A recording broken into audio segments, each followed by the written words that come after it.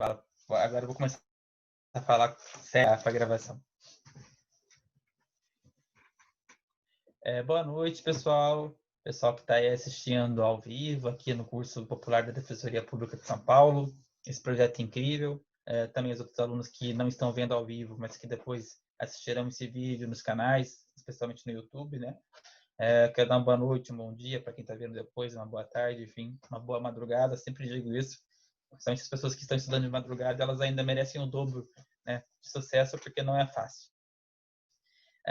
Vamos aqui continuando, então, nós estávamos conversando no dia de ontem, né? Nós estávamos trabalhando a questão dos crimes contra a vida, né? E vamos continuar hoje, né? Ontem eu falei bastante sobre homicídio, mas não esgotamos o assunto, um dos principais assuntos. O direito penal é um assunto grande, então hoje nós vamos continuar a temática do homicídio. Falaremos rapidamente sobre o infanticídio, passaremos ao induzimento ao suicídio e falaremos de aborto. Então, tem bastante assunto para a gente conversar. Então, seguindo o que nós estávamos conversando acerca do homicídio, né? Faltou conversar com vocês sobre a figura do homicídio privilegiado / qualificado, né? Então, quando há o concurso dessas duas situações. Então, vamos aqui fazer uma reflexão sobre esse tema. O concurso, essa modalidade chamada de homicídio privilegiado qualificado, nada mais é do que o concurso entre o privilégio que está previsto lá e nós conversamos ontem, do artigo 121, parágrafo 1º, que é se o agente comete crime impelido por motivo de relevante valor social ou moral, ou sob o domínio de violenta emoção, logo em seguida a injusta provocação da vítima, né? É uma redução de pena por esse privilegiado. Então, é o concurso dessa situação com as qualificadoras. Todas as qualificadoras? Não. Com as qualificadoras objetivas, que se refere, então, aos meios e modos de execução, né? Somente com essas qualificadoras objetivas é que nós podemos falar dessa espécie de concurso, né? Esse tema, a questão de ser aceito esse concurso é uma questão pacífica. Está pacífico na doutrina, está pacífico na jurisprudência, acontece até com uma certa frequência. Só um segundinho que eu esqueci de desligar meu celular. Acontece com uma certa frequência. Só que há alguns aspectos que eu preciso chamar a atenção para vocês aqui, que são questões que trazem complexidades e que nós vamos conversar sobre. Então, o privilegiado qualificado significa o concurso do privilégio do artigo 21, parágrafo 1º, e as qualificadoras objetivas. Então, exemplos de qualificadoras objetivas. Vejamos lá o inciso 3, que fala com emprego de veneno. Então, homicídio é qualificado quanto? Artigo 121, parágrafo 2º, inciso 3º. Quando há o emprego de veneno, de fogo, de explosivo, né? Então, aqui são meios, são modos como se executar o crime, né? Quando acontece mediante emboscada, enfim. São todas qualificadoras objetivas, elas não têm a ver com o motivo pelo qual a gente perpetua aquela ação criminosa, qual seja o homicídio. Elas têm a ver com o meio e como modo essa ação delituosa ocorreu, né? Dito isso e afirmado que é algo pacífico a sua admissão, vamos refletir mais acima sobre essa coexistência, né?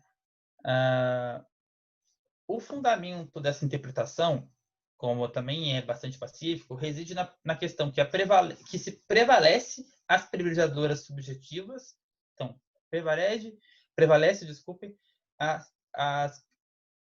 o privilégio subjetivo sobre as objetivas, seguindo assim, então, por analogia, o que está contido lá no artigo 67 também do Código Penal, que assegura que há de ter a preponderância dos motivos determinantes do crime. Então, por isso, como há de ter essa preponderância dos motivos determinantes do crime, é que se admite esse concurso de privilégio e qualificador. Isso é importante logo de plano falar, porque uma das principais consequências que você vai ter quando você admite a questão do concurso do homicídio privilegiado com o qualificado é que vai se afastar o rol do crime hediondo, né? Embora você tenha ali uma circunstância que qualificaria em tese o crime, como você também tem um privilégio, você tem uma circunstância, uma motivação que configura o privilégio do artigo 121, parágrafo 1º, então o privilégio, essa motivação, ela vai ser preponderante e determinante no crime. E uma das decorrências, uma das consequências que isso vai trazer é justamente que, embora em pese qual seja o modo, qual foi o meio, qual foi que qualificaria o crime, a gente vai afastar a questão da qualificadora e vamos falar então de privilégio qualificado sem a incidência da lei de crimes hediondos. Seguindo essa premissa, que vocês precisam saber que ela é importante, é preciso, então, ainda ir um pouquinho mais à frente. Por que esse assunto é tão importante?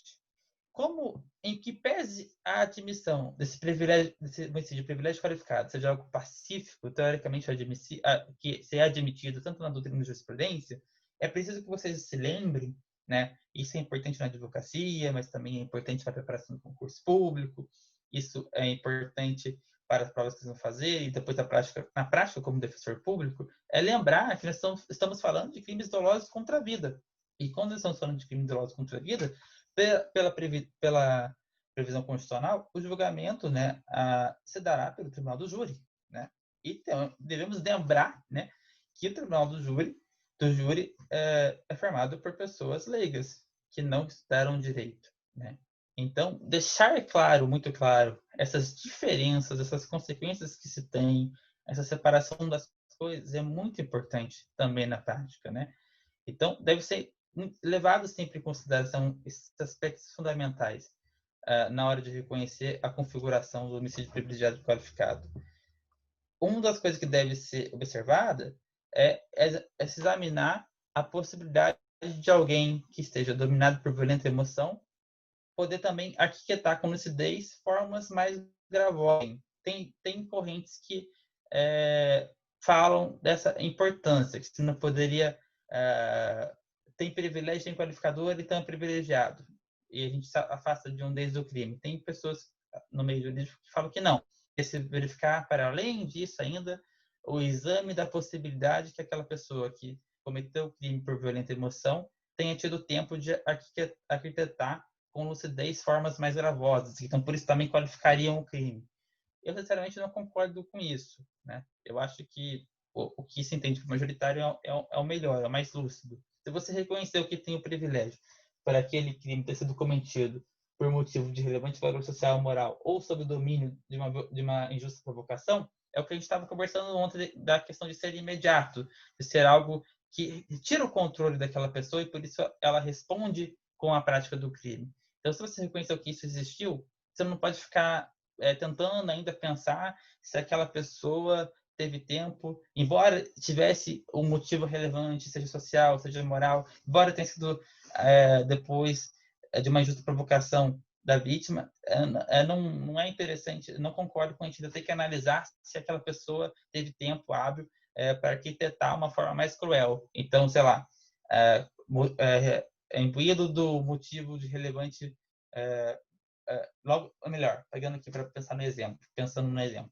Logo, então, admitimos que tem privilégio porque ele cometeu o crime logo depois sob injusta provocação da vítima. Logo depois da injusta provocação da vítima, como fala a parte final do 121 para o primeiro. E aí, só que aí a forma como ele fez isso foi a partir, como ele cometeu o crime de homicídio, foi a partir de um emprego, por exemplo, de tortura, ou melhor, um exemplo melhor aqui, de um explosivo, de um veneno.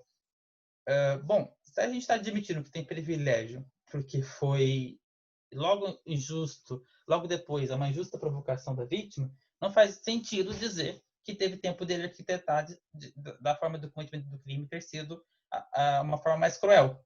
Então, por isso, teria que se pesar mais na balança a qualificadora em detrimento do privilégio. Isso é uma visão muito punitiva, com a qual eu não concordo, né? E, na verdade, não é um entendimento majoritário. Mas é importante que vocês saibam que existe essa discussão, porque sabendo que existe ela, vocês terão os argumentos para desconstruí-la, justamente numa prova discursiva, né? Numa questão discursiva. Então, só seguindo aqui, desse modo, o fim que é perseguido o que a gente tem que perseguir sempre é constatar o grau de influência real desse estado de perturbação que tem na consciência do agente, né? E demonstrar para quem defende essa corrente de ter que analisar no caso concreto se ele pôde arquitetar o crime de forma mais gravosa, teria então que ainda verificar como ele exerceu a liberdade de selecionar o meio ou o modo de execução que possam demonstrar uma culpabilidade maior. Por isso você afastaria o privilégio ou o motivo determinante. Enfim, como eu disse, estou dizendo que existe essa corrente. O César Roberto é um dos que coloca isso para discussão, o professor César Roberto, é um professor extremamente reconhecido, então é uma discussão que existe. Mas o entendimento majoritário há a possibilidade de termos homicídio privilegiado qualificado, porque, seguindo ali o entendimento que tem lá, por analogia, né, no artigo 67, artigo 67 do Código Penal, os motivos determinantes do crime preponderariam nesse caso. Seguindo.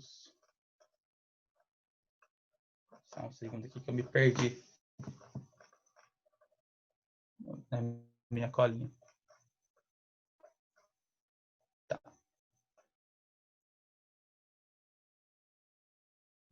Mas uma outra coisa que é pacífica, então, continuando nosso raciocínio, é importante ter em mente que a ponderação acerca que é sempre incompatível a questão do privilégio com uma outra qualificadora que seja subjetiva. Sempre serão incompatíveis. Então, se você entendeu que houve privilégio, você não pode entender também que o motivo foi fútil, o motivo foi torpe, enfim, não pode fazer mais valorações subjetivas. Ou foi privilegiado ou não foi. Certo? Isso é muito importante, novamente, eu reitero, considerando que os julgamentos vai ser feito perante o tribunal do júri. Então, é formado por leigos que têm a prerrogativa de decidir sobre, sobre a íntima convicção deles. Isso é muito importante. Se você está atuando na defesa, por exemplo, você vai ter que bater bastante na tecla de que é uma circunstância privilegiada, é um crime que foi cometido sob uma circunstância privilegiada, que então esse é o motivo determinante, que isso deve ser considerado como um todo, não só para afastar a lei de crimes hediondos, mas para toda a valoração, inclusive dos emitidos de pena e tudo mais. É esse o fim perseguido. E isso tem que ser muito demonstrado no julgamento, numa peça, né? Considerando que ali quem vai julgar, não estamos falando de um juiz togado, de um juiz que tem formação no direito, mas sim pessoas leigas, né? Que vão poder julgar o caso. Então, assim, segundo o entendimento majoritário, as privilegiadoras são incompatíveis com outras qualificadoras que também sejam subjetivas, sendo que essas privilegiadoras elas não podem concorrer com as qualificadoras subjetivas, já que teria, nesse caso, se elas concorressem, teria uma absoluta incompatibilidade dessa intersubjetividade motivadora. Se eu digo que algo é fútil, que algo é torpe, eu não posso dizer também que que tem ali a presença de um relevante valor moral. As duas coisas não vão se casar, né? É meio lógico isso, né? E precisa ser demonstrado de uma forma muito clara. E é dentro desse contexto que, então, não se há dúvida de que nós não podemos considerar a aplicação da lei de crimes hediondos. Tem que ser sempre afastada quando houver a incidência desse homicídio privilegiado qualificado. Então, além dos efeitos dos limites de pena, né, da eventual condenação, tem os efeitos importantes de afastando a lei de crimes hediondos, afastando todas as suas normativas, a gente vai ter uma condição bem mais benéfica para aquele que foi acusado. Passando aqui um pouquinho, vamos lá para o artigo 121, parágrafo 2º, inciso 5, né, que diz: quando é qualificado homicídio é qualificado quando cometido para assegurar a execução, a ocultação, a impunidade ou a vantagem de outro crime. Então, qualquer uma dessas hipóteses que são elencadas no inciso, em qualquer uma delas, é irrelevante que o autor desse crime de homicídio haja no interesse dele próprio, ou que, né? Não, isso é importante lembrar. Se esquece bastante que essa qualificadora ela incide até mesmo quando o agente que praticou homicídio está agindo para assegurar a execução, para ocultar ou para promover a impunidade ou a vantagem de outro crime que não foi praticado por ele. O importante aqui é a conexão entre o crime de homicídio e a impunidade, a ocultação desse crime anterior ou posterior, porque pode ser tanto anterior como posterior. O importante é que o dolo do homicídio, então, aqui toda aquela discussão de dolo que nós conversamos ontem, tenha sido dado com esse objetivo claro e central, né? Para ocultar um outro crime, para ter vantagem sobre um outro crime, seja um crime que ocorreu anterior ou que ocorreu posteriormente. Então, pense vocês na pessoa, eu sempre pensando em exemplos meio esdrúxulos, mas porque eu sei que eles ficam na mente das pessoas. O agente que sequestrou um diretor de um banco para poder conseguir dele informações privilegiadas e acessar sistemas bancários, né?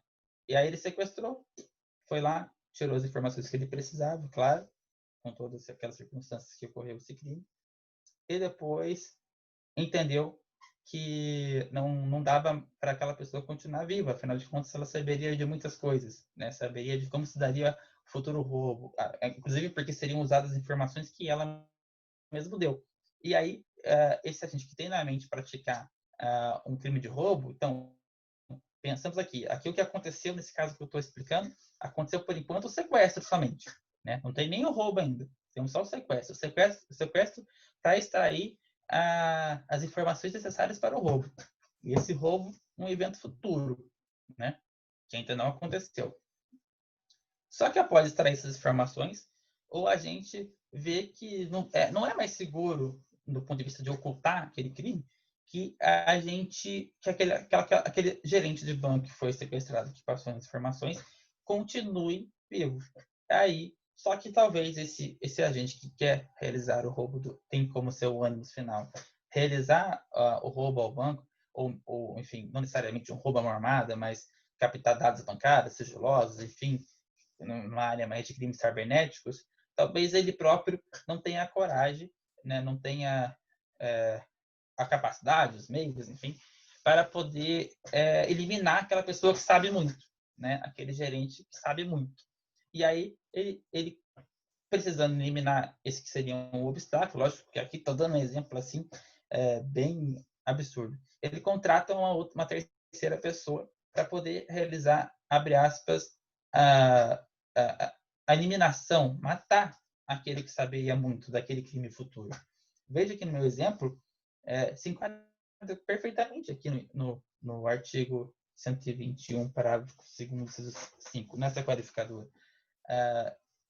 O motivo pelo qual ele matou, melhor, o motivo pelo qual ele mandou matar era por conta de se ocultar um crime que ainda nem tinha ocorrido, qual seja o de roubo de dados, ou até mesmo de um assalto armada, que seja. Então, vejam que a conexão não está entre agentes, não está entre a pessoa que praticou o crime A e a pessoa que vai praticar o crime B, e por isso tem homicídio para esconder. Não. A conexão está entre os crimes, entre praticar esse homicídio para que se evite o conhecimento, para que se tenha vantagem em outro crime, como no exemplo que eu estou falando. Então, dito isso, chegamos à conclusão que não se trata de um crime complexo, é um crime simples. São dois crimes simples, que existem neles uma conexão. Ou seja, qual que é a consequência disso? Se os dois crimes ocorrerem, se houver a consumação dos dois, o que nós vamos ter, então?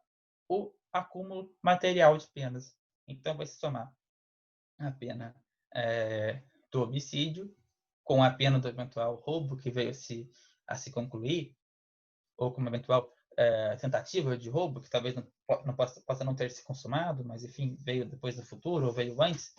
Em que pese antes, depois, você vai somar as penas. A consequência é importante. Eu digo que conceitos têm consequências. Eu disse isso ontem muitas vezes. Então, aqui, qual é a grande consequência? A consequência é que, por haver conexão entre crimes, não entre agentes, não entre pessoas, entre crimes, não necessariamente não serão as mesmas pessoas, mas a conexão está entre crimes. Essa consequência não se trata de crime complexo, são crimes simples. A conexão entre eles e terá, então, o acúmulo material de penas, a somatória delas. Inclusive, no meu exemplo, em que a autoria, a pessoa que sequestrou e que depois ia roubar, roubou, não é a mesma pessoa que matou, né? Ainda assim, se ela mandou matar, então falaríamos que ela também concorreria na acumulação, na imputação e na eventual condenação pelo crime de homicídio, e aí, no caso, com autoria imediata e não a autoria propriamente dita daquele que executou os atos, mas daquele que apenas mandou que eles acontecessem. Assim, nós podemos dizer, então, que essas qualificadoras, ali do inciso 5, constituem elementos subjetivos especial do tipo, né? Então, são elementos subjetivos especiais do tipo, que são representados pelo especial fim de agir. O fim de agir é para são o que está escrito ali no inciso 5. O fim de agir, o motivo pelo qual se age, o motivo pelo qual se mata, são justamente os motivos pelos quais se qualifica o crime. Então, nessas qualificadoras, nós podemos dizer que, principalmente aqui no inciso 5, nós estamos falando de qualificadoras que constituem o elemento subjetivo especial do time, do tipo, desculpem. Estou pensando no Corinthians aqui, aí falei do time. Como eu já sentei, o outro crime que é objeto dessa conexão, ele pode, inclusive, ter sido cometido por outra pessoa, pode ser praticado por outra pessoa. Então, por isso, é o motivo de se falar numa qualificadora por conexão. E, nesse caso, o grande motivo, geralmente, costuma ser para garantir que a prática de um outro crime não seja descoberta. Geralmente, esse é o caso mais comum nos exemplos, nas provas e até mesmo na prática criminal, né? Então, vamos lá, seguindo. E se nós falamos que o agente do crime, como eu falei, o agente que cometeu o crime que quer se esconder, que quer se ocultar, é o mesmo que praticou o crime de homicídio, né? Ainda que por uma autoria imediata, como no exemplo que eu dei, nós estamos falando de uma hipótese de concurso material de crimes, por isso é o acúmulo de pena, tá certo? Assim, como eu também falei, é irrelevante que tenha sido praticado antes ou depois do crime de homicídio. É relevante se o homicídio veio depois ou antes do crime que se quer ocultar, que se quer esconder, né? Que é a motivação pela qual se cometeu o homicídio. É irrelevante se antes ou depois. O importante é que o motivo seja esse. Que o especial, o elemento subjetivo especial seja esse. Então, o motivo seja esse, certo? Seguimos. Então, desse modo, concluindo, então, os meios, os modos e afins que estão ali previstos ali nos incisos do artigo 121, parágrafo 2º, que qualificam o homicídio, refere-se a uma exacerbação da natureza ilícita da conduta. Elas integram, então, por assim dizer, a própria figura típica. E isso é importante, essa informação é importante, dizer que esses meios, esses modos e afins, eles integram a própria figura típica. Qual é a consequência disso? É a razão pela qual esses meios, esses modos, esses afins, todos eles, não só aqui do inciso 5, mas todas essas qualificadoras, artigo 121, parágrafo 2º, devem ser abrangidas pelo dolo. Devem ser abrangidas pelo dolo, podendo, consequentemente, serem excluídas pela ocorrência de erro. Então, tem para que, no caso concreto, a gente possa imputar homicídio qualificado por qualquer uma das qualificadoras que envolvam meios, modos e afins, nós temos que verificar se essas qualificadoras, se esses meios, se esses modos, eles estavam abrangidos pelo dolo. Se a gente tinha representado isso em sua mente, na sua no seu pensamento de como ele executaria o crime de homicídio. Se qualquer uma dessas qualificadoras ela veio puramente por um erro, então elas não podem incidir. Pensem vocês aqui no exemplo que eu acabei de pensar, para poder traduzir isso e passar a ser algo mais palatável para vocês, não ficar parecendo que estou falando grego. Pense aqui no artigo 121, no inciso 3º, parágrafo 2º, inciso 3º, quando ele fala com emprego de veneno. Pense no seguinte exemplo. A pessoa em desafeto com a outra ministra o famoso, aqueles remédios de dormir, aquelas drogas de dormir, né? O famoso Boa Noite Cinderela, né? Como as pessoas chamam na linguagem mais coloquial. E aí, só que ela está ministrando uma dose, né? Ministrando uma dose, pensando em quê? Em que aquela vítima venha a dormir. Dormir. Ela quer que a vítima durma para que depois, e se a pessoa sendo desafeto, ela possa vir a matá-la de uma outra forma, mas com ela dormindo, né? Com ela dormindo. Então, sei lá, um bagulho de Cinderela bem forte, uma coisa bem de filme, de novela. Sei que não é legal falar exemplos assim, porque estigmatiza o direito penal, mas aqui, como nós estamos na preparação de concurso, vou usar esses exemplos que estão, embora eu reconheça que até estigmatizam um pouquinho, mas ficam claros para que vocês se preparem bem para o concurso público. Então, pensem na pessoa que desafeta com a outra, ministra ela um remédio pobre de Cinderela, para que assim fique mais fácil desfazer daquela pessoa. Então, por exemplo, jogando A no rio, jogando A no mar, né? Afinal de contas, jogando ela no mar, dormindo, talvez seria mais fácil. Algo parecido com que é parecido, porque não sei se é exatamente igual à droga, que se fazia no contexto da ditadura da Argentina, né? Muitos corpos foram lançados ao mar, muitos já mortos, né? Mas tem relatos que dizem de pessoas também vivas ainda que eram lançadas ao mar, né, para poder morrerem lá. Então pense nesse meu exemplo que tivesse feito isso, que o fim fosse esse, correto? Só que aí, infelizmente mal dizer, claro, mas aí saiu do âmbito de dolo, de previsibilidade desse agente do homicídio, que aquela pessoa para a qual ele ministrou a droga Boa Noite Cinderela tinha uma alergia daquela droga específica, de alguma substância específica. E ela vem a morrer em decorrência daquela droga específica. E não mais porque ela ia ser jogada no mar, ou porque a gente iria fazer outra coisa, qualquer outra coisa. Veja vocês, homicídio é homicídio, porque afinal de contas a intenção é péssima. O dolo, ele é o de matar. Ele é o de matar. Qualquer uma das circunstâncias que forem, o dolo é de matar.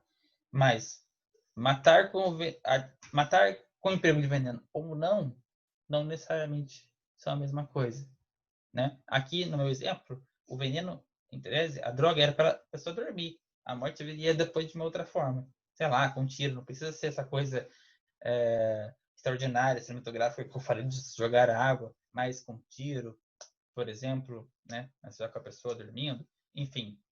Só que a droga veio a matar. A droga.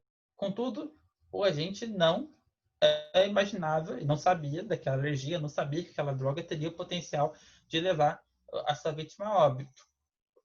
Podemos dizer aqui, então, que esse meio remédio que ele deu não era o meio pelo qual ele queria matar, né? Ele queria cometer um homicídio. Só que por um erro que ele nem sabia, ele não tinha consciência, ele não sabia da questão da pessoa ter uma alergia, enfim, aquela vítima, ela vem a óbito. Nesse caso, se a gente conseguir comprovar que a questão do emprego do veneno, para ser esse o meio escolhido, sendo esse meio escolhido para matar, né, não estava em curso, não foi abrangida pelo dolo, pelo que representou na mente daquele agente, né? Vejam que eu falei ontem, bati nessa tecla várias vezes, que tem que ser representado na mente do agente. Tem que ter um mínimo de previsibilidade. Então, se tem na tecla várias vezes, ontem que talvez esse termo não fosse o mais academicamente o melhor. Mas para entender o que eu estou querendo dizer com dolo é importante. E a consequência também é importante, porque nós podemos estar no exemplo que eu estou falando aqui, diante afastar talvez, dependeria muito do caso concreto, claro, né? Porque você poderia ter uma discussão no caso concreto, mas enfim, para passar o que eu quero para vocês, você poderia sair, afastar uma qualificadora e eventualmente levar uma condição mais favorável de um homicídio simples, sendo que as consequências de pena são muito grandes, de aplicação ou não da lei de crime de hediondos, enfim, tem várias questões que vão ter consequências importantes. E como eu falava bastante ontem, as grandes teses, elas morarão sempre nos detalhes. É claro que todas elas podem ser sempre rebatidas, tanto no campo acadêmico como no campo da prática, mas nós temos que pensar nelas, nós temos que pelo menos refletir nelas. Então, vamos lá, tem um outro exemplo aqui. Vamos pensar que a vítima que morre por asfixia, por exemplo. Só que essa asfixia não foi querida pelo sujeito e resultou ali de um erro de execução, né? Nesses casos, a doutrina, é um exemplo doutrinário, entende que não terá a qualificadora no crime de homicídio, né? Isso já aconteceu num caso prático, que eu não cheguei a atuar nesse caso, né? Eu mesmo atuar. Na verdade, eu estou atuando na execução, né, dessa pessoa, desse agente que cometeu um crime parecido com esse. Não atuei no processo, na defesa do processo, mas lendo o processo um pouquinho, via que essa pessoa, enfim, que está cumprindo pena hoje, brigando com a namorada, enfim, na rua, via pública, aquela coisa de briga para cá, briga para lá. Dado momento, ele força o pescoço da vítima, a vítima vem a cair, né? E não morre, ela não veio a óbito, ela ficou lesionada, claro, mas ela não veio a óbito, né? Só que assim, pelo que a história aqui narra, o autor, o suposto autor do fato, né? É que ele tava, o dolo dele realmente era de agredir, né? Ele realmente foi para agredir. Ele usa lá no processo os termos dar um susto, né? Dar um corretivo, tem esses termos lá no processo. Eu não atuei no processo, então estou só falando para vocês o que eu li. E ele não admite nunca que ele queria que o dolo dele era de matar, né? Mas ele correu ali na tentativa de homicídio, qualificado por conta de asfixia.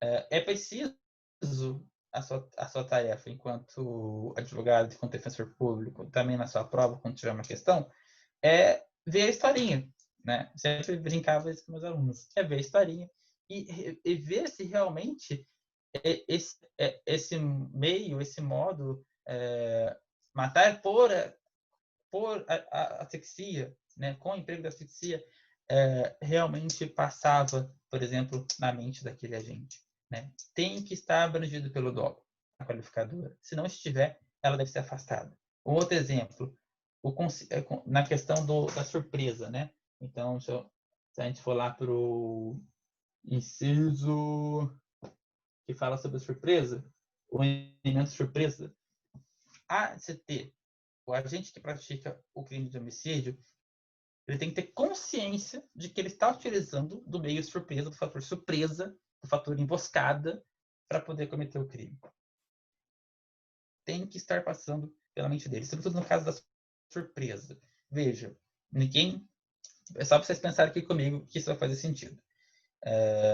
Ninguém sai na rua, imagino, a menos que seja uma situação muito excepcional, esperando que vá ser a vítima de um crime de homicídio. Vocês concordam comigo? Ninguém sai, saí da minha casa hoje, estou correndo tal risco de ser hoje uma vítima de um crime de homicídio, né?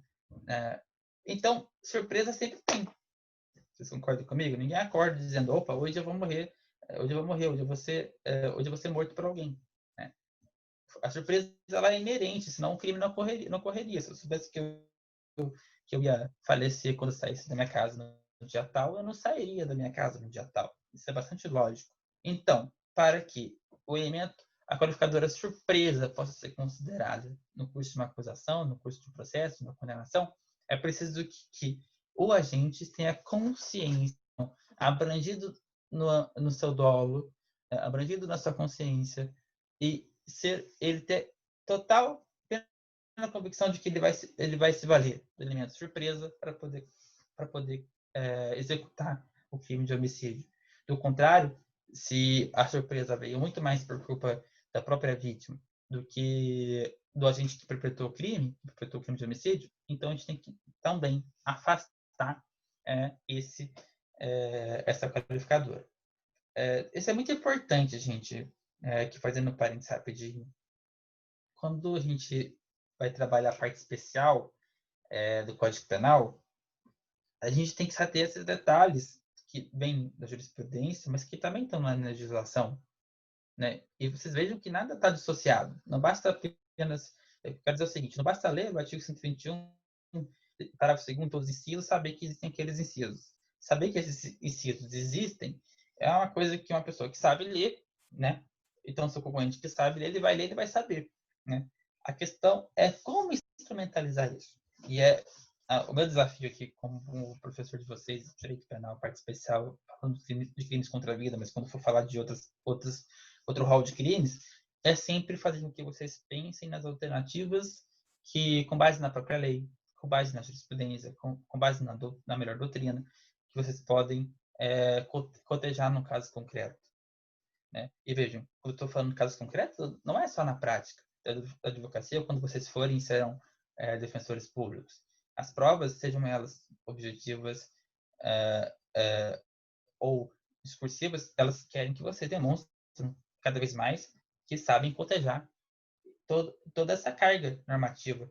Não a normativa propriamente dita vinda da lei, mas como cotejar as disposições legislativas com categorias jurídicas da parte geral, do direito penal, ou de quando vocês forem para outro âmbito também, outro ramo do direito, mas aqui nos que interessa no meio do direito penal. Vamos aqui para outra qualificadora, né? Homicídio cometido contra integrantes de órgãos de segurança pública e seus familiares, né? A reflexão que também vale a pena. Essa qualificadora foi inserida pela Lei 13.142 de 2015, né? E como é comum aqui no nosso país, é mais uma tentativa do legislador de levar todas as situações de homicídio praticamente que existem para o rol dos crimes hediondos.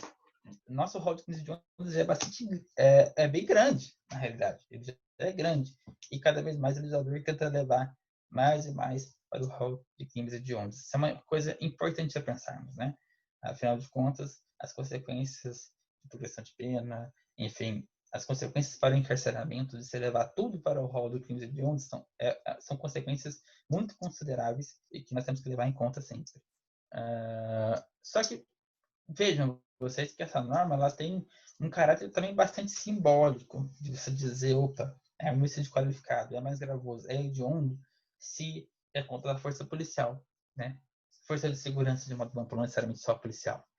Então, assim será hediondo todo homicídio que for praticado contra autoridade ou agente descrito lá nos artigos 142 e 144 da Constituição Federal, que incluem os integrantes do sistema prisional, da Força Nacional de Segurança Pública, né, então as polícias, desde que no exercício da função ou em decorrência dela, ou contra o seu cônjuge, companheiro ou parente consanguíneo até terceiro grau em razão dessa condição. Bom, vamos lá. Vamos pensar na rácio que tem por trás desse inciso. Onde estão alguns dos problemas dessa legislação? Eu demonstrar que esse crime, primeiro, ele ocorreu em razão dessa condição, né? Isso tem que estar demonstrado de forma muito clara. Não necessariamente porque o agente, então, tirou a vida, matou um policial, não necessariamente ele vai ter cedido nessa qualificadora e, portanto, um crime hediondo. Pode ser que nós estamos falando de homicídio simples, né? O que vai delimitar, novamente, por isso eu, abre aspas, gastei um tempo ontem, fecha aspas, com dolo, o que vai delimitar que essa qualificadora vai incidir, que essa condição está incidindo, é o dolo. Então, o dolo do agente de matar aquela pessoa, atingir a vida daquela vítima, por conta da sua condição de ser um integrante do sistema prisional, da Força Nacional de Segurança Pública, incluindo as polícias, enfim, no exercício da sua função. Mas desde que também esse homicídio, o que vai demonstrar isso também? Além do que a gente tinha esse dolo, é demonstrar que ocorreu no exercício da função ou em decorrência dela, né? Em razão dessa condição. Quando eu falo no exercício da função, fica mais fácil, porque então, imagine vocês uma operação policial num bairro aqui da minha cidade, que eu estava falando para o Everton anteriormente, que eu sou de Pindamonhangaba, São Paulo, né, onde eu nasci, onde eu estou nesse momento falando com vocês. Né? Então, imagine vocês que um homicídio perpetrado ali no contexto de uma operação policial aqui na minha cidade, com o bairro daqui. No contexto de uma operação policial, vai ficar muito claro que aquele homicídio ocorreu no exercício da função daquele agente de segurança em razão da sua condição. Muito claro, está bastante claro. A questão, o problema, é quando esse mesmo homicídio ele vem a ocorrer fora do horário do trabalho do policial, por exemplo, fora do horário de trabalho prisional, e aí eu vou ter que demonstrar de forma inequívoca que esse homicídio ocorreu em razão dessa condição. E veja, como se trata de uma qualificadora, aqui é uma alimentar que seja assim como era lá em cima, né? Esse é o especial fim de agir que deve ter, é o especial fim de agir que deve se ter, que deve se demonstrar, a se ter provas cabais de que a razão pela qual se perpetrou o homicídio é por conta da condição de ser um agente de segurança pública ou, ou no exercício dessa função, enfim, como eu dei o exemplo da operação policial. Uma das críticas que se faz, né, que se faz é que se tornou essa alteração legislativa trouxe a questão de ser crime hediondo quando é praticado contra o homicídio praticado contra os policiais, né? Mas não traz quando o mesmo policial mata um civil, né? Tira a vida de um civil. Então, temos aqui uma situação de dois pesos e duas medidas. É claro que quero ressaltar sempre isso, quando a gente toca nesses assuntos das forças de segurança, é sempre muito polêmico, né? Ainda mais no momento que o país vive. Quero ponderar sempre. A grande maioria dos policiais, né? E na grande maioria dos casos, muitos casos que acontecem aí de se morrer alguém no curso de uma operação policial, por exemplo, não é necessariamente porque o policial entrou lá com essa vontade de cometer esse crime, de matar alguém, de, enfim, ser essa pessoa violenta. Não necessariamente. Mas também não podemos fechar, né? Se não podemos generalizar, e não podemos, não só com esse assunto, com tantos outros, também não podemos fechar os olhos para uma realidade que nós estamos num país onde nós temos uma polícia que, infelizmente, precisa melhorar muito na sua preparação, no seu treinamento, na sua mentalidade, na sua cultura, para que deixe de ser uma das polícias que mais matam no mundo, né? E um outro momento mais acadêmico podemos discutir isso com mais profundidade, né? Uma polícia que mata bastante, né? Que tem números de letalidade muito altos, né? E que muitas vezes isso acontece sem o menor cabimento, isso acontece quase como se fosse uma política pública. E o legislador não levou em conta isso.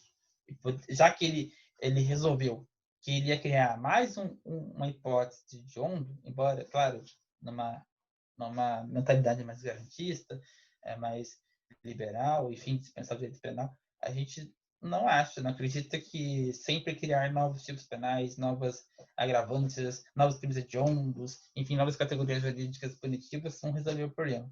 A gente sabe que não. Mas se resolveu se criar para proteger, entre aspas, né, o policial, a força de segurança, deveria ter sido dado, então, pelo menos o mesmo peso para se proteger a vida do cidadão do civil. Né? Não foi usado, né? Porque a previsão trouxe sim civis, trouxe o cônjuge, o companheiro, o parente consanguíneo até o terceiro grau em razão dessa condição. Vejo que a lei deixou bem claro, é o parente consanguíneo até o terceiro grau, né? Eu acho que eu até coloquei aqui os parentes de terceiro grau para vocês saberem, mas daqui a pouquinho eu falo. A doutrina mais garantista critica muito, né, além dos motivos pelos quais eu acabei de falar, é também porque a lei não colocou como alcance somente os integrantes das forças de segurança, mas também o cônjuge, o companheiro e os parentes consanguíneos até o terceiro grau dos agentes, que é bastante coisa. Né? Então, há essa crítica também por ter incluso um rol tão extensivo também de parentes. Só que, contudo, que Pedro tenha tido essa ampliação que é considerável, né, se tomou pelo menos esse cuidado ao falar desses sujeitos passivos especiais, das forças de segurança, enfim, se teve o cuidado pelo menos de colocar em lei, positivar, que seja no exercício da função ou em decorrência dela, né? Então, no exercício da função ou em decorrência dela. Isso foi uma coisa importante. Eu até coloquei aqui uma observação, então quando ele está falando ali que até parentes de até terceiro grau, isso vai alcançar quem? Quem que alcança nessa qualificadora? Quem que alcança, então? Alcançam os ascendentes, os pais, os avós, os bisavós. Então, todos os ascendentes desse integrante da Força de Segurança estarão abarcados por essa proteção, né? Também os descendentes, então, filhos, netos, bisnetos, tá? E os colaterais do terceiro grau, quem são? Quem estão inclusos? Os irmãos, né? Os tios e os sobrinhos, desde que consanguíneos, né? Então, aquela pessoa que casou com o tio, em tese, não estaria inclusa, né? Então, assim, vamos supor que matasse, né, o homicídio fosse perpetrado contra a tia de um policial, né? Tia de um policial. Mas essa tia é casada com o tio, não, então não tem ligação sanguínea, né? Não estaria abrangido por essa, porque a lei quis ser muito específica. Ela quis dizer que é o parente consanguíneo. Então, ela não deixou brecha para a gente ficar pensando em incluir mais gente, correto? Acho que encerramos aqui, então, as qualificadoras. Depois, aliás, não só depois, agora, em qualquer momento, vocês podem estarem fazendo perguntas, tá? Deixa eu até abrir aqui o chat. Vocês podem estar fazendo perguntas. Vamos lá. Então, um segundinho. Eu me perdi aqui. É muita tela aberta no computador, desculpe. Vamos agora falar um pouquinho, né, mudando de assunto, continuando no homicídio, mas mudando de temática, vamos falar sobre o homicídio culposo, né? Então, o homicídio culposo, previsto lá no artigo 121, parágrafo 3º do Código Penal. Vou ler aqui. Então, homicídio culposo, pena de 1 a 3 anos, uma pena bem menor, né? Então, vamos lá. As legislações mais modernas, não só do Brasil, de outros países também, adotam, quando vão falar de crimes culposos, o princípio da exceção, da excepcionalidade do crime culposo. Então, em regra, os crimes eles são punidos quando eles são praticados dolosamente, né? Então, para que a gente possa levar em consideração que um tipo penal é de impunidade culposa, a lei tem que dizer, em decorrência do princípio da legalidade, tem que dizer, né? E no caso do homicídio, ela diz, tá no artigo 121, parágrafo 3º.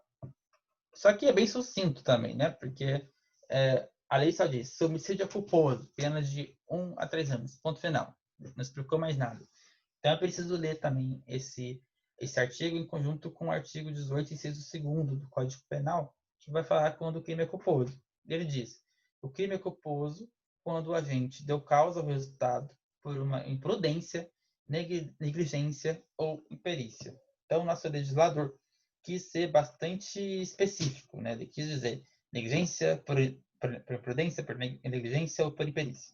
Logo, decorrência dessa previsão legal, teríamos então as modalidades de culpa. Iniciando por qual? Pela modalidade da imprudência. Então, a imprudência é a prática de uma conduta arriscada ou perigosa e tem caráter comissivo. É aquela que se caracteriza pela intempestividade e pela insensatez. Então, vem aqui comigo.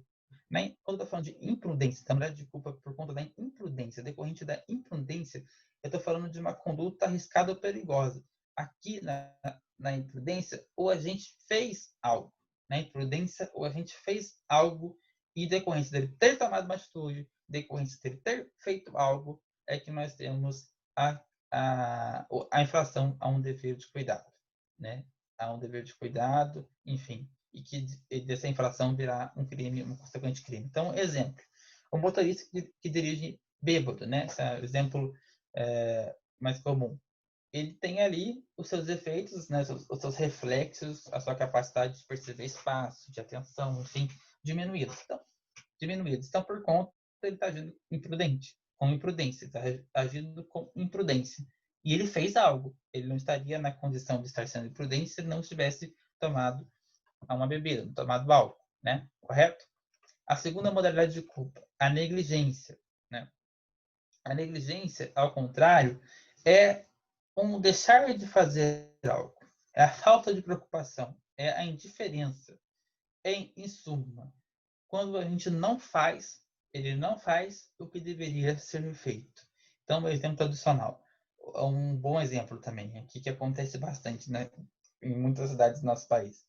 O motorista que trafega com as portas abertas do ônibus. Vamos supor que um passageiro venha cair por conta dessa prática. Então, aquele motorista vai ter. Aquele passageiro que caiu e talvez venha ser atropelado por um carro que vem logo atrás e morre, aquele motorista vai responder, ainda que culposamente, por esse crime de homicídio, por ele ter agido com negligência, já que ele foi muito negligente quanto à apreciação da possibilidade de que pudesse advir da sua conduta, dessa falta de preocupação, né? Essa falta de preocupação, então é o não fazer, essa falta de preocupação a não fechar aquela porta, ou uma morte, e por isso deve responder por ela. Isso acontece demais, principalmente em cidades que são muito quentes, né? Eu morava em Volta Redonda, estudava lá, e era uma prática recorrente, motorista de porta aberta. Eu tinha vontade de falar para todos eles, pelo amor de Deus, feche a sua porta. Se alguém cair e morrer, você vai responder por homicídio. Enfim. E por último, né, a última modalidade de culpa, digamos, trazida pela lei, no artigo 18, inciso 2, é a imperícia. E a imperícia é a falta de capacidade técnica, né, no exercício da arte, da profissão ou do ofício, né? O exemplo clássico do médico que não age, por exemplo, com todos os cuidados que ele deveria agir. Novamente, o exemplo das alergias são legais, né? Um médico que, antes de indicar um medicamento, não se atém a um quadro alérgico. Isso se torna, por exemplo, pior se ele já sabia que a pessoa tinha um quadro alérgico, né? E não pergunta, pelo menos, se tem aquela alergia. Uma coisa é se ele não sabe, né? Outra coisa é se ele, pelo menos, não pergunta, né? E aí a pessoa vem ter uma complicação e vem a óbito, né? Então, a imperícia está ligada sempre com algum trabalho técnico. Embora essas minúcias, esses três nomes, não tenham tanta... a lei poderia não ter feito, mas como ela fez, é importante que a gente então explique, né? Uma outra modalidade de culpa, a última, é a da culpa consciente, né? Culpa consciente. Quando a gente ele deixa de observar um dever de cuidado, aqui ele estava obrigado, né? Mesmo prevendo que poderia acontecer um resultado, mas acreditando fielmente, piamente, que aquele resultado não ocorreria. Porque ele se acha muito bom, porque ele se acha... Ele acha, embora saiba que tenha certo risco, mas ele tem certeza que não vai acontecer. Né? Ele tem certeza que não vai, que virá um resultado danoso daquilo. Continuando aqui, então, vamos lá. Qual que é o elemento fundamental da culpa? É o de observar o dever de cuidado. Verificar qual era o dever de cuidado no caso concreto e se o agente perseguiu aquele dever de cuidado. Então, por exemplo, eu falei ontem citei como exemplo para vocês pensarem quando estava falando de dolo eventual, e há muita aproximação, né? Quer dizer, as pessoas fazem confusão com dolo eventual e culpa consciente. Eu falava, né, daquele caso do menino Miguel, que muitos advogaram até mesmo por dolo eventual. Também vi pessoas que advogaram pela modalidade culposa, né? Isso, inclusive, salvo engano, o primeiro parecer do delegado de polícia que foi responsável pelo caso foi pela investigação de uma eventual incidência de um crime de homicídio culposo, né? Só que aí no curso da investigação ele acaba por mudar, né? E quando ele vai ali apresentar os indícios para o Ministério Público decidir se vai denunciar ou não, ele acaba falando, se não me engano, de abandono de capaz com estado de morte. Se não me engano, esse é o fim da história, né? Mas ele chega a falar de homicídio culposo. Aí, quando eu estou de plano com uma situação, com um caso concreto, em que se pode vislumbrar o homicídio culposo, o que eu vou ter que observar? Qual é esse elemento fundamental que eu vou ter que perceber para dizer se realmente há incidência do homicídio culposo ou não? É observar qual era o dever de cuidado no caso concreto. E se o agente fez tudo que ele poderia fazer para perseguir aquele dever de cuidado, né?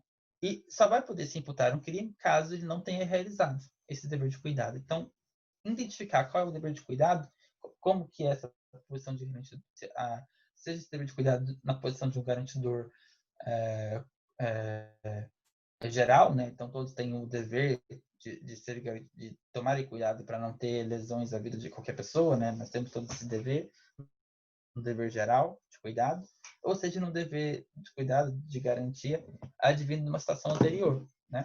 Por exemplo, deixa eu só voltar aqui no meu código, onde ele vai falar lá. Quando a gente, por exemplo, quando a gente fala dos crimes lá comissivos por omissão, né? A famosa omissão imprópria, né? Se discute também essa questão. Seguindo aqui na nossa ideia aqui, no exemplo do caso do Miguel que eu estava falando, por exemplo, que ela tinha um dever de cuidado, a patroa, então relembrando a patroa do Miguel, que acabou por subir no elevador sozinho, foi aparecer lá no 9º andar, né? Foi até o 9º andar, e infelizmente lá do 9º andar ele veio a cair e veio a óbito, né? Sendo que a mãe tinha deixado aquela criança com a patroa.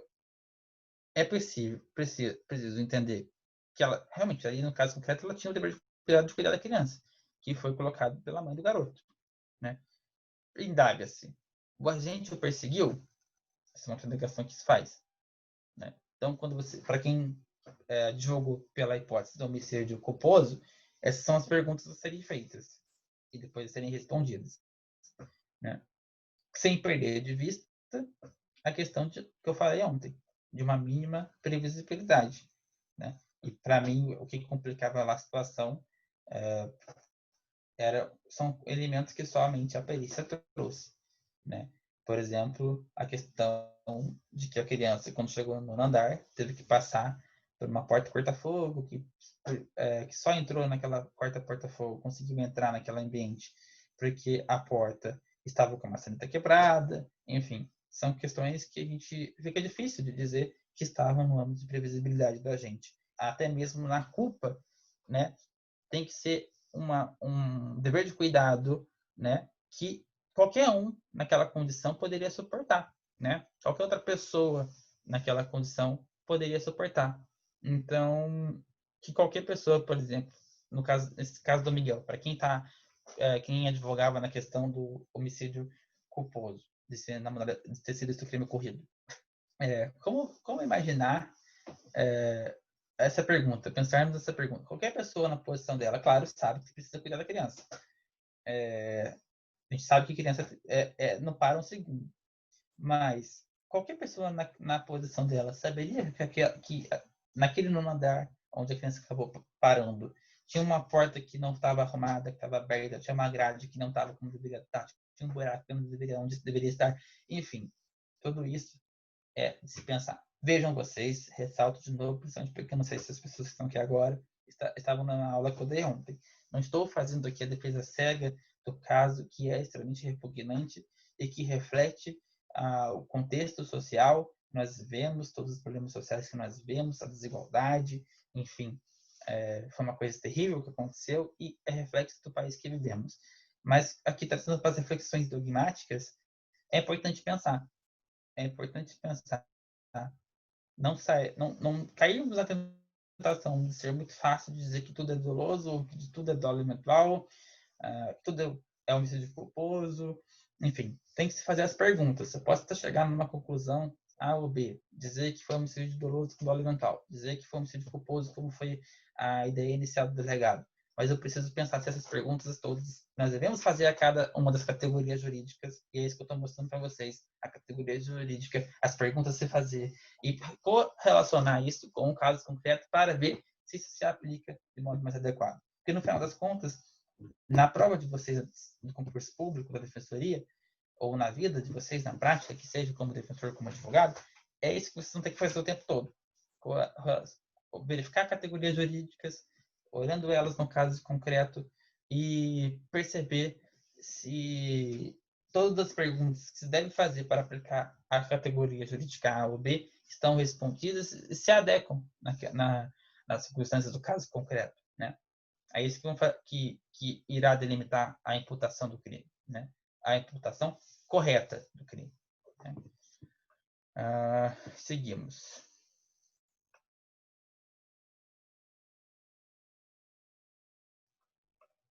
Um exemplo para a gente pensar isso.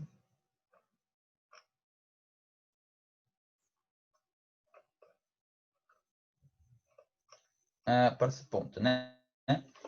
Passando aqui um pouquinho, mas ainda falando do homicídio culposo. A questão do concurso de pessoas e homicídio culposo. Né? A doutrina aqui no Brasil, isso não é assim em todos os lugares do mundo, mas aqui no Brasil, até a gente de forma unânime, admite a coautoria no crime culposo. Tá?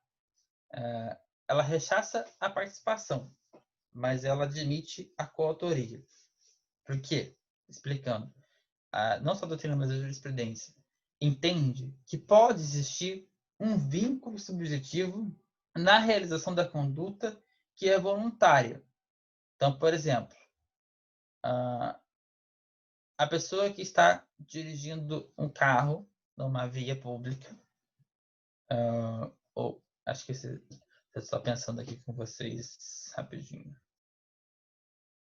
Outro exemplo, sem exemplo de trânsito, eu dei muitos exemplos de trânsito. Pensem numa obra. Temos lá um técnico de segurança responsável pela obra e um engenheiro igualmente responsável pela obra. Claro que cada um tem seus papéis, né, dentro da sua profissão, mas os dois responsáveis por uma obra.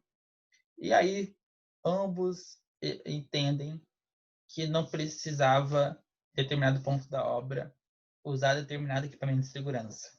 Por exemplo, vamos supor que seja uma obra em altura e os dois chegam à conclusão que, embora a normativa te diga que tem que ter 3 cabos de aço, os dois entenderam que naquele caso concreto 2 eram suficientes.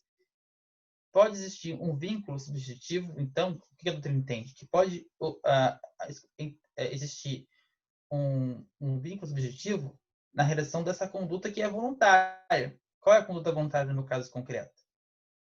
É a questão de escolher 3 cabos de aço ou 2 cabos de aço. Entender que isso é suficiente para evitar que aquele trabalhador que vai operar naquele instrumento daquela obra venha a cair daquela corda que o sustenta e vir eventual lesão, morte até mesmo, né? Que é o nosso caso aqui. Claro que aqui, por exemplo, no meu exemplo, pense você esse trabalhador que subiu nas cordinhas lá para poder trabalhar pendurado. Ele veio, caiu e morreu. Homicídio culposo. É claro que, quanto à morte daquela pessoa, não pode nem se falar, nem se discutir que ela não foi dolosa, né? Ela não foi dolosa. Em nenhum momento isso passou pela mente desse técnico de segurança ou desse engenheiro, né? Eles acreditavam que era possível que aquelas 2 cordas mais fortes naquela estrutura seriam suficientes, né? E aquela pessoa estaria protegida. No mínimo, uma hipótese, então, de culpa consciente, onde estão confiantes e até por cálculos matemáticos que sejam, que não teria riscos. Então, há culpa quanto ao resultado da morte. Claro que, quanto a isso, a gente não tem que debater o subjetivo dessa culpa. Quanto ao resultado, morte, né? Quanto a esse fim. O que nós estamos falando aqui é que o vínculo que existe para que seja a possibilidade de sim permitir o concurso de pessoas é o vínculo na realização da conduta que é voluntária. A questão do trabalhador que caiu, isso não estava no âmbito do dolo, não estava no âmbito da conduta, mas estava no âmbito da conduta. E esses dois agentes pensaram juntos, então tinha vínculo subjetivo entre esses dois agentes, quanto a se utilizar 2 cordas de aço e não 3, porque nos cálculos desses 2 agentes, 2 cordas de aço seriam suficientes para evitar eventuais danos, né? Qualquer outro dano, e quanto mais o dano morte. Então, o vínculo está na realização da conduta que é voluntária. Qual é a conduta voluntária? Aqui no caso concreto, escolher 2 cordas e não 3. Certo? E não existe, portanto, isso tem que ficar claro, e não existe, portanto, o mesmo vínculo quanto ao resultado. Afinal de contas, esse resultado ele não pode ser desejado, porque se ele passa a ser desejado, então nós não estaríamos mais falando de homicídio culposo, mas sim doloso. Então, admite-se o concurso, verificando se o vínculo subjetivo na realização da conduta voluntária. Qual é a conduta voluntária? No meu caso, por exemplo, escolher 2 cordas e não 3. e tem que ter vínculo nessa escolha, né? E não vínculo com relação ao resultado, né? Porque se foi premeditado, se foi desejado, você vai sair da incidência do homicídio culposo e aí essa discussão ela já não vale mais, né? Porque daí você pode ter falado de coautoria, enfim, outra situação lá no homicídio culposo, doloso, desculpa. Só um segundinho. Seguindo, então.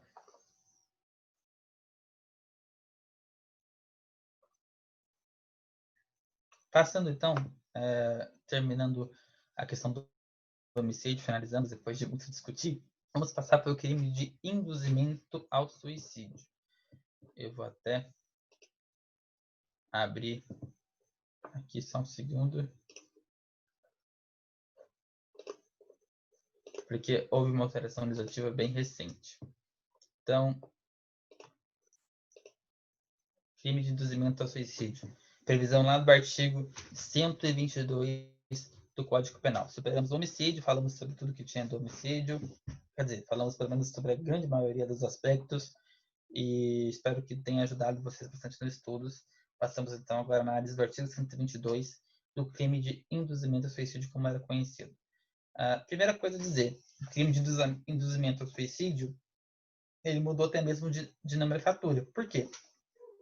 Houve uma alteração legislativa muito recente, aplicada pela Lei 13.968 de 2019, que alterou, passou de ser o crime meramente de induzimento ao suicídio para ser o crime de induzimento, instigação ou auxílio a suicídio ou a automutilação. Então, é uma lei muito recente, vou até repetir porque ela é bem recente, Lei 13.968 de 2019, entrou em vigor dia 26 de dezembro.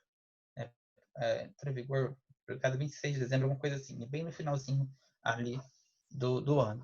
Então vamos lá, como que ficou a redação do 122? Vamos ler, primeiro, vamos ler como que era a redação e como que ficou. Redação, sim, prestem atenção agora. Redação antiga, como era? Artigo 122. Induzir ou instigar alguém a suicidar-se ou prestar auxílio para que o faça. Pena de reclusão de 2 a 6 anos, se o suicídio se consuma, ou reclusão de 1 a 3 anos, se da tentativa de suicídio resulta uma lesão corporal de natureza grave. Né? Então, você tinha aqui essa previsão de um crime claramente material, porque bastava induzir, né? Teria que se consumir esse suicídio antigamente, tem que pelo menos se consumar, tinha que ter pelo menos a consumação, né?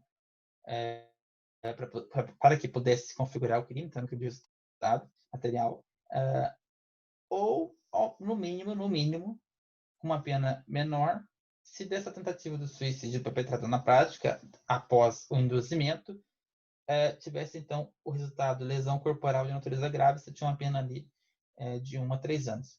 Então, era um crime material. Essa era a previsão antigamente. Tinha que ter o resultado, não bastava que houvesse instigação, que houvesse o induzimento. Teria que, desse induzimento, dessa instigação, termos resultados práticos, né? A morte com uma pena maior, ou a lesão, ou dessa prática, da tentativa do suicídio, dessa tentativa, então, sem ocorrer a morte, mas da tentativa do suicídio, existir a lesão corporal. Isso modificou bastante, porque vejamos agora como é que está o caput do artigo 122, atual. Induzir ou instigar alguém a suicidar-se ou a praticar automutilação ou prestar auxílio material para que o faça. Então, passamos do meramente induzir, instigar o suicídio para induzir, instigar o suicídio também continua, ou a prática da automutilação ou prestar auxílio material. Então, qual que é o elemento novo? O elemento novo é a automutilação. Ela não estava antes no Código Penal. Não estava antes nesse artigo 122. E agora ela está. Então, agora não é só crime induzir ao suicídio. Também é igualmente crime induzir a prática da automutilação. E veja, diferente do que acontecia na redação antiga do 122, que para que a consumação do crime acontecesse, era necessário, né? Era preciso que houvesse a tentativa com o resultado de lesão, ou então a consumação da morte, do suicídio. Tinha que ter um resultado, né, um material para poder imputar esse crime. Aqui, com essa nova redação de 122, se tornou um crime formal. Agora se trata de um crime formal. O caput do 122 se trata hoje de um crime formal. Por quê? Está sendo criminalizado apenas o ato de induzir, de instigar alguém a suicídio ou a automutilação. Não necessariamente, não dependerá mais de que a pessoa venha realmente a tentar suicidar-se, a tentar se automutilar e a suicidar ou ao se automutilar. Não depende mais desse resultado. A mera conduta de induzir ou instigar, quando praticada, é o suficiente para a consumação do crime. Então, essa altura, até mesmo por conta de ter se tornado aqui no caput um crime formal, até mesmo a pena aqui é menor, claro. Então, a pena de 6 meses, de reclusão de 6 meses a 2 anos, se torna um crime de pequeno potencial lesivo, o mero induzimento. Né? Então, olha só para vocês verem, temos aqui um crime contra a vida com pena que se enquadra ali nos conceitos e requisitos de crime de pequeno potencial lesivo. O que nos conclui de pensar com ainda mais certeza, sem dúvidas, que agora se trata, sim, de um crime formal, é o que diz o parágrafo 1º agora e o parágrafo 2º. Olhamos lá o parágrafo 1º. Se da automutilação ou da tentativa de suicídio resulta lesão corporal de natureza grave ou gravíssima, nos termos do parágrafo 1º e parágrafo 2º do artigo 129, a pena é maior, é de 1 a 3 anos. É a mesma pena que nós tínhamos antes no 122, nesses mesmos casos, quando o resultado da instigação ao suicídio, uma lesão corporal de natureza grave. A pena era igualzinha a essa. A pena continua sendo a mesma, só que agora se incluiu também induzimento à prática da automutilação. Então, isso é um elemento novo, isso não tinha antes. E nos ajuda a entender como que o caput se tornou um crime formal. E não depende mais do resultado. Afinal de contas, se realizou essa separação bem clara agora na lei. Né? E isso ainda se complementa ainda mais quando a gente olha o parágrafo 2º do mesmo artigo 122, que fala: se o suicídio se consuma ou se da automutilação resulta a morte. Então, aqui, nos dois casos, estamos trabalhando com morte. Se do suicídio, claro, se tem a prática mesmo do suicídio, a pessoa vai vir a óbito, lógico, ou se dessa automutilação, dessa prática da automutilação, resulte morte. E aí a pena de 2 a 6 anos. Novamente, não houve alteração do que era a pena antigamente, né? Só houve uma separação e a criação de uma figura nova, que não existia antes, uma figura nova formal, que agora é a do caput. Se criminaliza, então, a mera conduta de se instigar alguém a praticar suicídio ou a praticar automutilação. Né? Então, vamos lá. Seguindo aqui.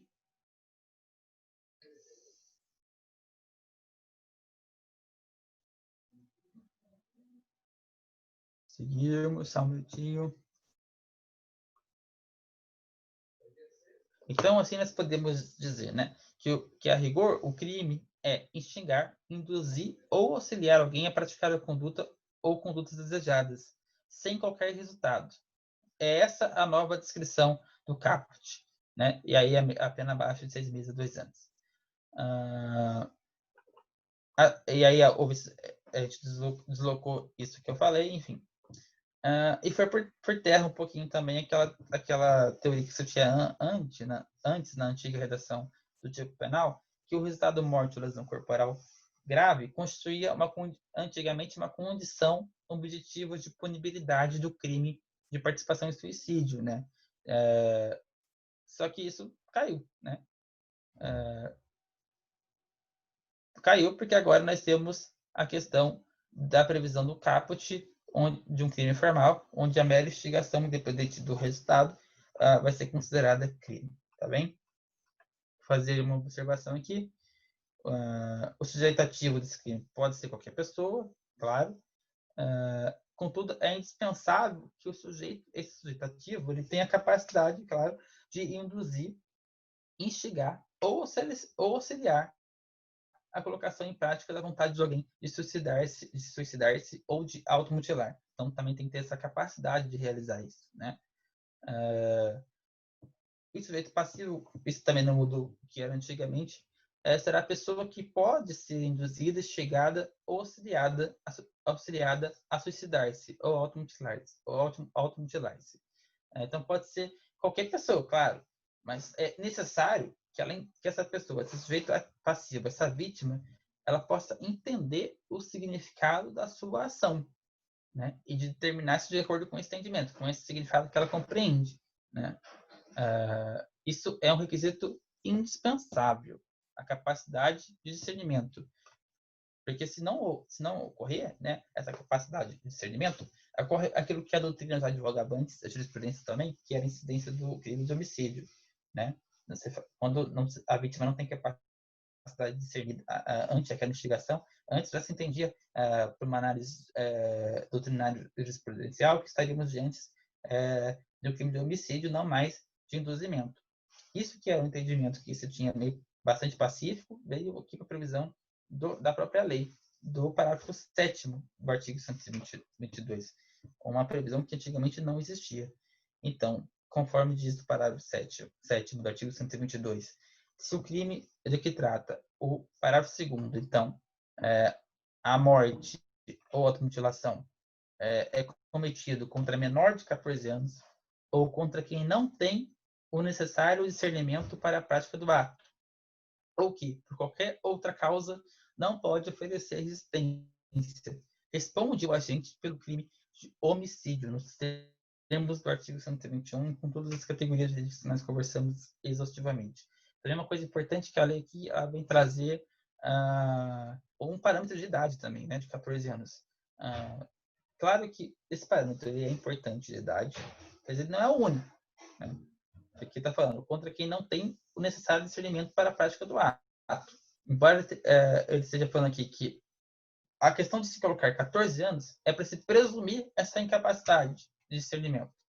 Porque alguns poderiam dizer, não, mas naqueles 13 anos já entende que se ela tomar, por exemplo, o veneno X, né, chumbinho, que foi o que eu pensei aqui, ela vai virar óbito. Talvez ela possa até ter esse entendimento. Mas aqui a lei resolveu trazer uma presunção de incapacidade de discernimento para tentar ser um pouquinho mais protetivo, como ocorre, por exemplo, também no crime de estupro de vulnerável, em que ela traz esse mesmo patamar de 14 anos para presumir essa incapacidade de discernimento. Por que estou dizendo que aqui se trata, essa idade ela tem que ser dada como uma presunção, como tendo seu efeito na presunção de incapacidade de discernimento, né? E por isso, então, o que teria em prática seria o crime de homicídio, não de induzimento ao suicídio.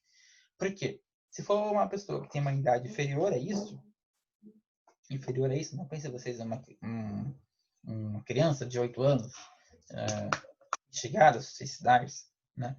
É claro que ela também pode vir a ser considerada sem capacidade de discernimento, né? Não é porque a lei disse que 14 anos que uma criança menor não poderia, só que teria que se analisar, né? Analisando o caso concreto, demonstrando que ela tinha mesmo incapacidade de, ante aquela instigação, ante aquele induzimento, ante aquele auxílio, de negar-se à prática do suicídio, poderia se verificar sim a ocorrência do crime de homicídio, afastando esta previsão do 122, né? Então, isso me parece bastante claro. É claro que a lei é nova, esses casos assim ainda surgirão, mas me parece claro que quando ela diz 14 anos é porque ela quer colocar uma presunção, sem prejuízo, e ela deixa isso claro no constante, na continuação do parágrafo 7º, ou contra quem não tem o necessário discernimento para a prática, incluindo pessoas também com idade inferior a isso. Importante essa observação.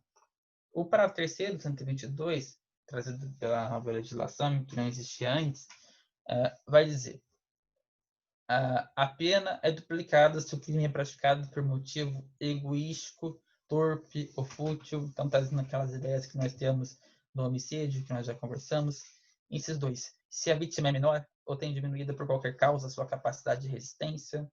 Também ideias que já existiam no homicídio, bem parecidas, podem não ser iguais, mais trazidas para esse crime, né, para esse tipo penal, e que não existia uma cena de dilação. O que é importante chamar a atenção? O parágrafo 4º do 122, que diz: a pena é aumentada até o dobro se a conduta é realizada por meio de rede de computadores, de rede social ou transmitida em tempo real. Vamos lá. Novamente, aquela questão do nosso legislador midiático, né? Que costuma não pensar muito os problemas antes deles acontecerem, mas pensa depois que eles acontecem. Vocês vão lembrar, com certeza, de uns casos que ficaram bem famosos, daquele jogo que tinha na internet, por meio de redes sociais, como, por exemplo, o WhatsApp, se chamava Baleia Azul. Basicamente, não sou um grande conhecedor desse jogo, mas basicamente, sim, de forma bem rasa para falar o que era isso. Consistia num joguinho, né? Não sei se eu posso usar esse termo, mas vamos usar aqui jogo, embora isso seja muito longe de um jogo, mas vamos lá. De um jogo onde você tinha 50 desafios a serem cumpridos durante 50 dias por jovens, né? Aliás, tendo como público-alvo principalmente jovens, né? Não necessariamente só jovens, mas o grande público-alvo seriam jovens. E por 50 dias, aquela criança, aquele jovem, aquela pessoa, aquela vítima, teria que realizar 50 desafios diferentes. Para citar alguns exemplos para vocês. A questão, alguns exemplos que tinha nos desafios que eu olhei. Tinha o desafio de se cortar. Tinha o desafio de escrever coisas em si mesmo, né, a partir desses cortes. Tinha o desafio de se trancar no escuro por longos períodos. Tinha o desafio também de escutar músicas durante 24 horas, músicas consideradas psicodélicas. Não sou um conhecedor de rock, admito não saber muito bem o que é isso, mas enfim, estava lá entre os desafios. Então, enfim, 50 atos, 50 circunstâncias que, pelo menos em tese, poderiam motivar, induzir, enxergar a prática do suicídio, né? E esse joguinho causou muitos problemas, né? Nós tivemos muitas vítimas desse joguinho, desse desafio, e isso ficou bastante famoso. Então, me parece que aqui existia muito a discussão se nesse caso, né, quando era feito de modo, por exemplo, se criavam grupos, então, assim, quando ficava algo muito pessoal, né, do João que chegou a Maria a se matar, né, ficou motivando que ela praticasse o ato do suicídio. Como isso era feito em grupos, para um grande número de pessoas, né, isso ficou mundialmente conhecido, esse desafio, se tornava mais difícil. E muitos discutiam como fazer essa imputação sem ferir diversas categorias jurídicas que são muito importantes, muito caras, o direito penal, na individualização da conduta, né, da observância estrita do nexo de causalidade, enfim, essas discussões tomaram conta um pouquinho do direito penal por um tempo. Eu tive muitas polêmicas com alguns alunos meus em sala de aula por conta desse joguinho, e por isso me marcou muito.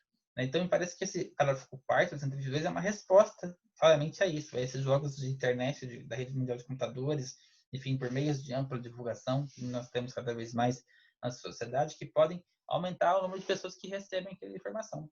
Então, por consequência, recebem também aquele induzimento, né, a praticar um ato de suicídio, a automutilar-se. Por exemplo, no caso do jogo do Baleia Azul, tinha até, inclusive, alguns desafios, acho que dos mais avançados, incluía a automutilação. Então, aqui é claramente uma tentativa de resposta a esses casos, né. O que se discutia também, eu cheguei a ver, na época que eu dava aula sobre esse tema, com alunos especificamente lá da UF,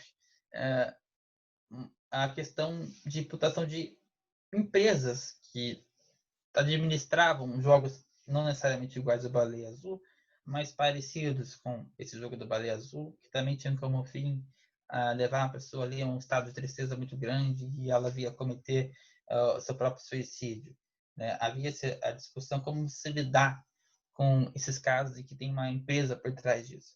Me parece que a questão da responsabilidade de uma empresa sobre um jogo que induz as pessoas a se matarem, a se automutilar, ela continua sendo complicada. A lei não resolveu isso, né?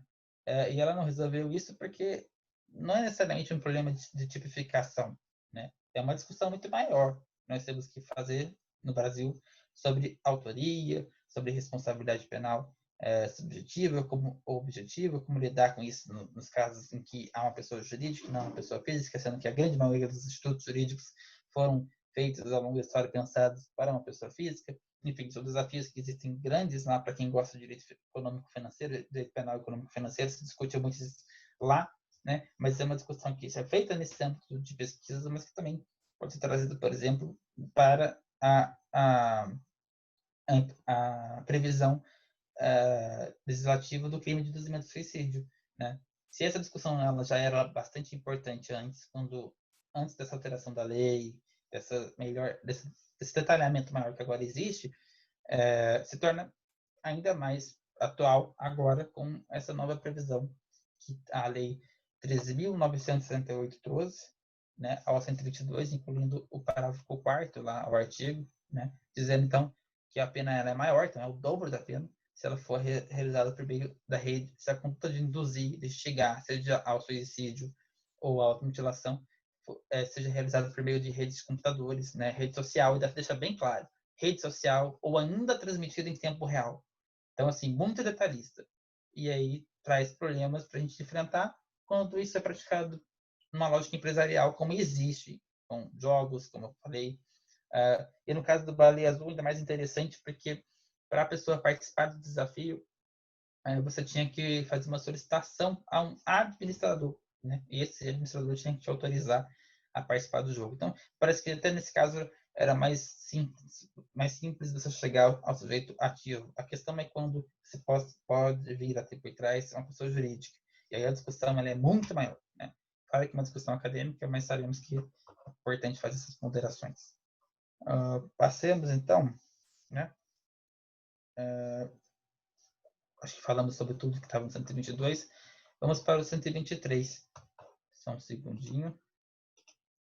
Achei que alguém estava me chamando aqui.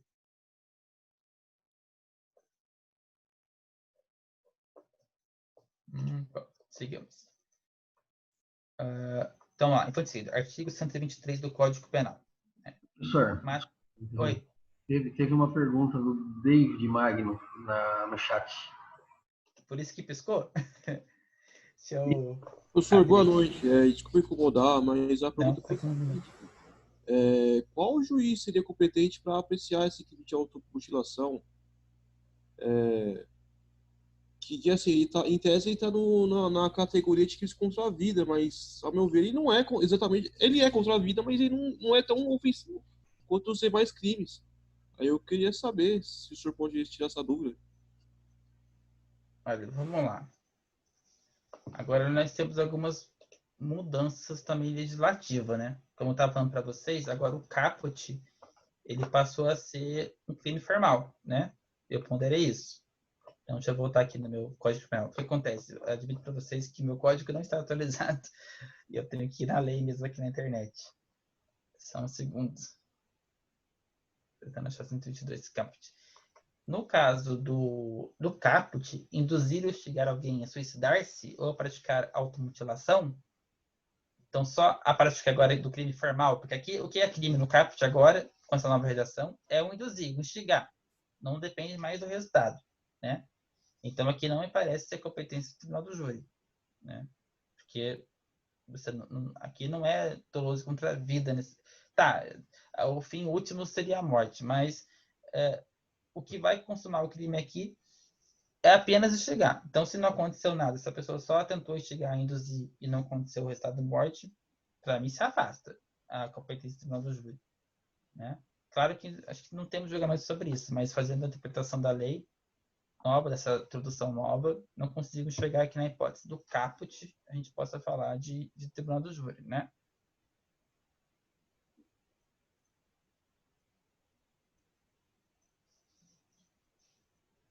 E nem mesmo das outras, né? Porque as outras, quando eu estou falando parágrafo segundo, se suicídio se consuma ou se dá automutilação resulta a morte. Aqui é como se fosse uma causa de aumento pelo resultado, né? E não pelo pela conduta em si. Então, assim, a minha opinião, um juízo singular comum, tá? Concordo com a sua avaliação. Cadê o David? Estou tentando te achar. Achei. Oi, tô aqui. Tô Você secando, mas tô concorda com aqui. o que eu Ah, disse ou não? valeu. Você entendeu o raciocínio? Entendi. Obrigado. Imagina. Uma boa pergunta. Antes isso era mais pacífico, mas como teve alteração legislativa, eu quis dar uma olhada com mais calma. Mas para mim continua sendo juiz regular, não tribunal do júri, tá bem? Então sigamos. Eu posso até na próxima aula tentar ver se já isso está sendo tratado na jurisprudência, porque a lei é nova, teve alteração, então vamos dar uma olhada. Mas a priori é isso. Mas prometo para você que na próxima aula eu posso até trazer isso melhor detalhado. Então vamos lá para o infanticídio, superando essa nossa fase aqui, do artigo 123 que fala: matar sob a influência do estado puerperal o próprio filho durante o parto ou logo após o parto. Então, novamente, como eu tinha falado, nós conversamos sobre homicídio. Infanticídio nada mais é do que uma forma privilegiada de homicídio. É um homicídio, só que é privilegiado. E ele é privilegiado por conta da influência do estado corporal da mulher, né? Então, assim, necessariamente da mãe, da gestante que deu à luz aquela criança, ela vai ter essa privilegiadora em decorrência do estado emocional que ela se encontra, né? Então, quem mata, nesse caso aqui, no 123, quem mata é a mãe do próprio filho. Então, a primeira pergunta que você faz para poder chegar nesse enquadramento: quem mata? A mãe do próprio filho. Né? Quando mata? Durante o parto ou logo após. Isso é importante. Durante ou logo após. Esse período deve ser curto. Até por questões biológicas que eu não vou me atrever a explicar. Mas esse período deve ser curto. É durante ou logo após. Tem que ter, se vislumbrar no caso concreto uma imediatidade daquela conduta. Então, vamos supor que uma criança que acontece muitas vezes, uma criança fica internada vários dias no neonatal, às vezes a mãe teve alta, depois ela volta a ser internada também, isso acontece na prática no hospital, supor que ela deu uns 5 minutos naquela mãe e ela vem a perpetrar a ação de homicídio contra o próprio filho, por algum outro motivo. Então, não se configura mais essa privilegiadora. Porque o que torna esse homicídio privilegiado é o estado puerperal, que se verifica quando? Verifica-se durante o parto ou logo após. Tá? Isso diferencia o infanticídio do aborto, porque no aborto nós estamos falando de vida ainda ultrauterina, né? Então, antes do início do parto. Por isso que não se confunde infanticídio com autoabortamento, tá bom? E por que ela mata? Ela mata porque ela está influenciada pelo estado puerperal. Esse é o motivo. Né? E a grande discussão que tem aqui é quanto à possibilidade de concurso de pessoas no infanticídio, se essa seria possível. Então, vamos discutir aqui as correntes. Colocando 2 casos concretos para a gente pensar. O primeiro, a mãe que pratica a conduta principal de matar, então ela mata, né? Mas tem uma terceira pessoa, sei lá, o médico, o enfermeiro, o pai, alguém que esteja na sala de parto, enfim, que auxilia. Se comunicaria ou não a questão do privilégio para a mãe com um terceiro que claramente não é a mãe, lógico, né? Em uma situação comum não se enquadraria no infanticídio. Nesse caso concreto, em que, na hipótese primeira, é a mãe que pratica a conduta principal, então ela mata, mas tem um terceiro que auxilia, nós poderíamos falar que existe aqui concurso de pessoas, né? E esse terceiro que, embora não esteja influenciado pelo estado puerperal, ele responderá junto com a mãe pelo crime de infanticídio, né? E com esse entendimento, né, nós aplicaremos lá o que está no artigo 30 do Código Penal, é por conta disso. Por quê? Vamos ler lá o artigo 30 do Código Penal.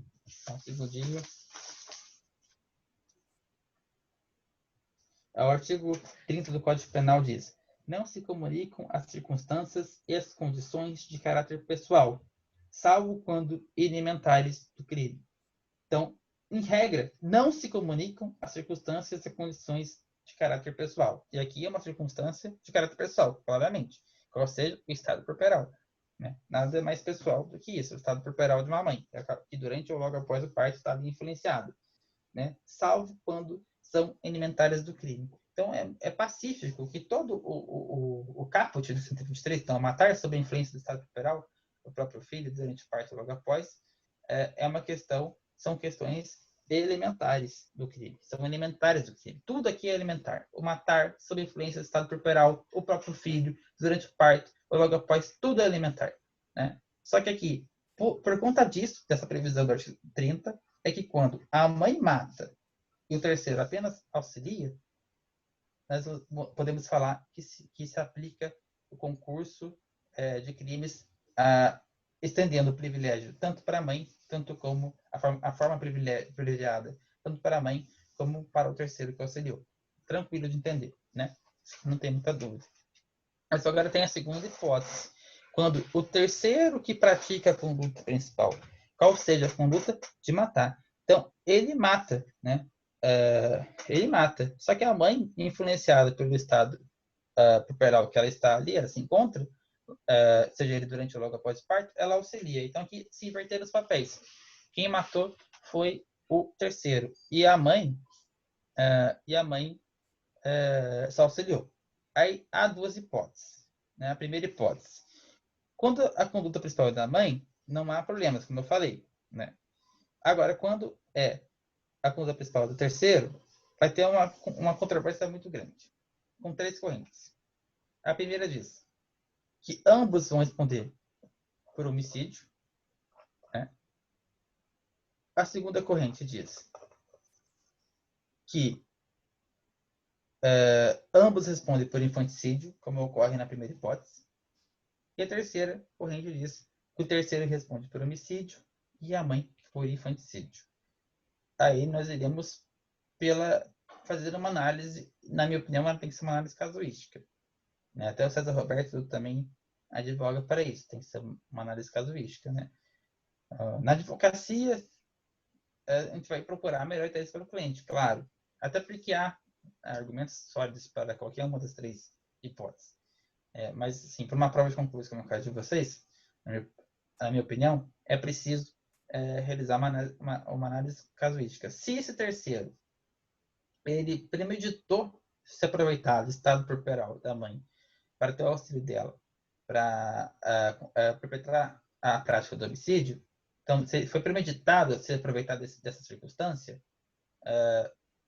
o César Roberto, o professor César Roberto e outros também, estou só citando ele porque é um exemplo, mas outros também advogam que a mãe responderia por infanticídio e o terceiro por homicídio comum. Né? Agora, se não há essa premeditação e apenas ali o colúmbio para a prática do ato, aí se comunicaria então essa alimentar e os dois responderiam por infanticídio. Muito difícil para a prova, estou falando no campo teórico, né? Você provar isso, a pessoa premeditou antes, né? É muito difícil. Né? Premeditou que ia aproveitar o estado corporal, isso acontece todos os dias. Uma mãe que todas elas passem por esse choque emocional, né? Que existe, é biologicamente comprovado. Não é todo dia que uma mãe acaba, durante o parto, logo após o parto, perpetra a prática de homicídio contra o seu filho. Então é muito difícil. Mas no campo teórico tem essa discussão. E aí, dependendo do que mostrar uma questão, por exemplo, para vocês, seja ela... Sobretudo, isso aqui é uma questão interessante para cair em prova discursiva, né? Em questões discursivas, subjetivas.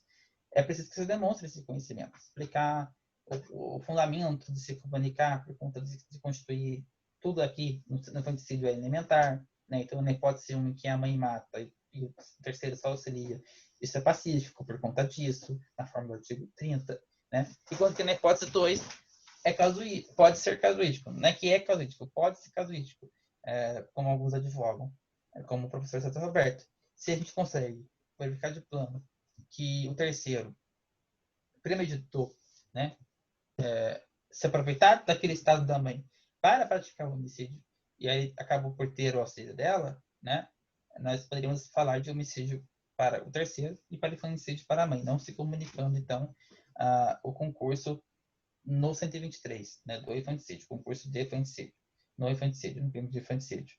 Né? Só que isso aí, no campo teórico, mas dá para fazer essa discussão muito legal. Aí para vocês que estão aí estudando para concurso público, é uma informação relevante saber fazer isso, porque pode ser cobrado.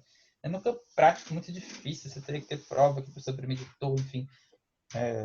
Não consigo vislumbrar isso tão palatável na prática. Talvez vocês aí, nobres advogados que são, já tenho se encontrado com casos assim, seria muito interessante para a gente discutir, mas eu, sinceramente, acho difícil. Gente, vamos lá. Eu vou parar por aqui hoje, e como vocês viram, eu não terminei. Falta aborto. Só que aborto já é uma previsão maior, a gente vai levar mais tempo. E como já são 15 para as 9, né? E até o Everton, se você quiser parar de gravar, eu vou dar tchau pro pessoal aqui. E depois